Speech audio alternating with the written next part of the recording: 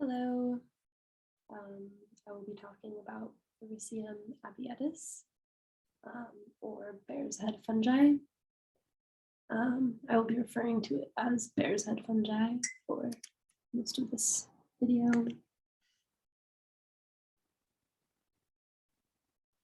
So bear's head belongs to the genus of Hericium. These are fleshy and sessile tree fungi. Sessile means that they do not have a stalk or a stipe, and they sit directly on the substrate, which in Hericium's case is the tree. Bear's head is a spine fungi, and it's actually the most commonly found spine fungi and Hericium in the Pacific Northwest. Let's see. You can see in this map here, it can actually be found through North America. And let's go to this. It's actually parasitic. Yeah, it's parasitic.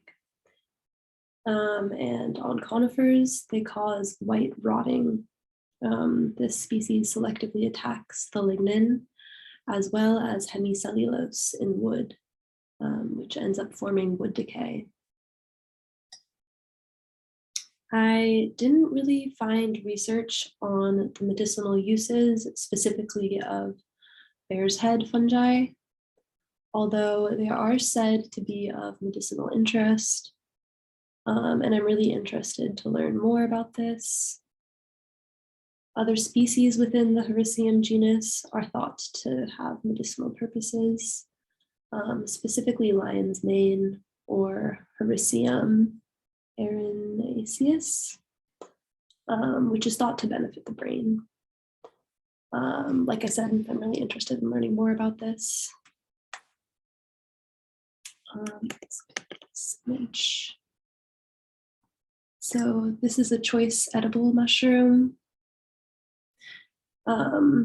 That was actually one of my main reasons for choosing this mushroom for presenting on. I wanted to find one that was edible and available in the Pacific Northwest to find, which this one is.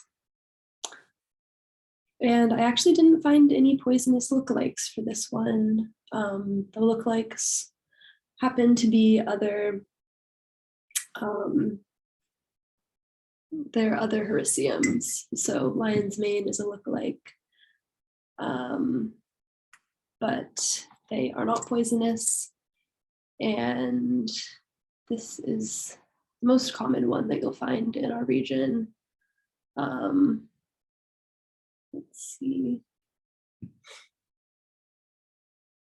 If you were going to cook this one and you found it as an edible, they say you can dry saute it for perhaps the best results, or at least at first you can dry saute it and then add any additives at the end. It has a seafood or a crab-like flavor. And this mushroom can be cultivated as well on conifer logs or on sawdust. And it can be found in the late summer throughout the fall. And right now is actually a good time to find this fungi, so keep an eye out. You'll be able to find it on dead conifers, most commonly Douglas firs or hemlock. I believe I said it's parasitic, so that's why you'll find it on dead or dying trees, specifically conifers. It'll typically be a bright white color, be white to off-white, and it will turn yellow as it ages.